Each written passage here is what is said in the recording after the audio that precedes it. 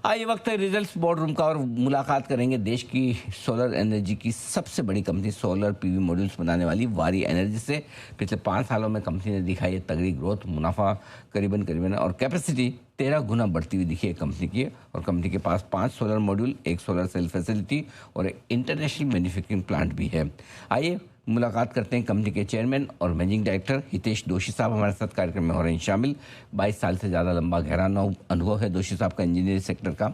नतीजा है कल बाजार बंद होने के बाद शाम को बता दूं मैं आपके सामने कैसे रहे हैं रिजल्ट्स। आय में देखिए 80% की दमदार बढ़त और मुनाफा 7,900 करोड़ के पार निकलता हुआ। एबिटा कामकाजी मुनाफा भी 44% बढ़कर आता है दिखाया और 1440 का आंकड़ा काफ़ी अच्छा कहा जाएगा। 1440 करोड़ मुनाफे में 14% की बढ़त है, 850 करोड़। हाँ, मार्जिन थोड़े से घटे हैं, 22.5% से घटकर 18% आए हैं और शायद यही वजह है कि स्टॉक में आज थोड़ा सा दबाव भी देखने को मिला है रिजल्ट्स के बाद में। आइए नतीजों को विस्तार से समझते हैं और आगे का आउटलुक भी लेते हैं दोषी साहब से। सर गुड मॉर्निंग, बहुत बहुत स्वागत है आपका, धन्यवाद हमें समय देने के लिए।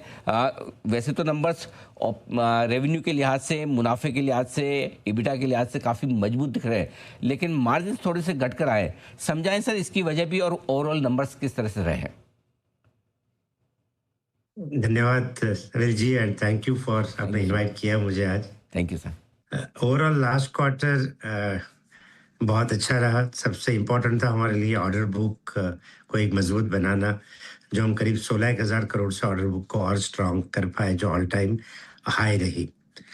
इसके अलावा जो इतने सारे प्रोजेक्ट्स चल रहे हैं तो इसको स्टेप बाय स्टेप सबको ऑन कर रहा, चाहे हमारा बैटरी का पैक का प्लांट हो या सेल का जो 10 गीगावाट अभी हम इस साल में ऑपरेशनल कर रहे हैं। तो ये सारी चीज़ें जैसे प्लान की उस तरह से रही। डेफिनेटली कुछ चैलेंजेस थी पॉलिसी को तहत, जिसमें कुछ ऑर्डर्स हम लोग प्रोडक्शन में ले नहीं पाए और हमारी कैपेसिटी जो थी उसको पूरी यूटिलाइज कर नहीं पाए। एज वेल एज जो स्पॉट में माल हमें कुछ बेचना पड़ा, उससे थोड़ा टेम्पररी प्रेशर आया है प्रॉफिट के ऊपर। बट ओवरऑल जो हमने आपको एस्टिमेट दिया था 7,000 से 7,700 का एबिटा इस साल का, वो इंटैक्ट है। और जो भी ऑर्डर्स पोस्टपोन हुए थे, फॉर्चुनेटली वो पॉलिसी में चेंज आया और दिसंबर तक उसे एक्सटेंड किया गया, जिससे ये सारे डिस्पैचेस अभी शुरू हो जाएंगे। एंड जो नंबर्स में हम लोग ने थोड़ी सी कमजोरी देखी, उसको हम रिकवरी अगले 2 क्वार्टर में पूरी तरह से देख लेंगे। के बढ़िया, ये अच्छी बात आपने कही कि एक टेम्परेरी फेज है वो निकल जाएगा। लेकिन मार्जिन जो 18% पर आए हैं, क्या मार्जिन में फिर से इम्प्रूवमेंट की गुंजाइश इसी तिमाही या आने वाले 2-3 तिमाहियों में देख रहे हैं सर? एब्सोल्युटली यस, क्योंकि जैसे मैंने आपको बताया कि प्रोडक्शन ही कम हुआ, 45% 50% कैपेसिटी पे यूनिट चले due to this shift in deliveries, और स्टॉक भी रहा। ये सारा लास्ट 15 दिन से वापस शुरू हो गया है। तो जो अब कह सकते हैं कि खर्चे तो पूरे चल रहे थे, प्रोडक्शन कम चल रहा था, उसका इम्पैक्ट अगले 2 क्वार्टर में ये पूरा अच्छी तरह से कवर हो जाएगा। हम्म। आपने स्ट्रॉन्ग ऑर्डर बुक की बात की कि 16,000 करोड़ के ऑर्डर इस तिमाही में मिले भी हैं। कुल मिलाकर कहाँ तक पहुंची है ऑर्डर बुक और कब, कितने समय में इसे आप अब पूरा करेंगे? ये नॉर्मली जो ऑर्डर बुक होती है 1.5-2 साल की एवरेज की ऑर्डर बुक होती है। बट मोस्ट इम्पॉर्टेंट है कि जो हमारा 25% से ज़्यादा बिजनेस है, जो इस साल में हम लोग $1 billion close to 10,000 crore cross करेंगे, वो रिटेल का बिजनेस है। That will be all time high again in retail. ये बिजनेस को छोड़ के आज हमारे पास 61,500 करोड़ की इंडिया और यूनाइटेड स्टेट्स मिला के ऑर्डर बुक है, जो करीब 16,000 करोड़ की बढ़ी ये क्वार्टर में।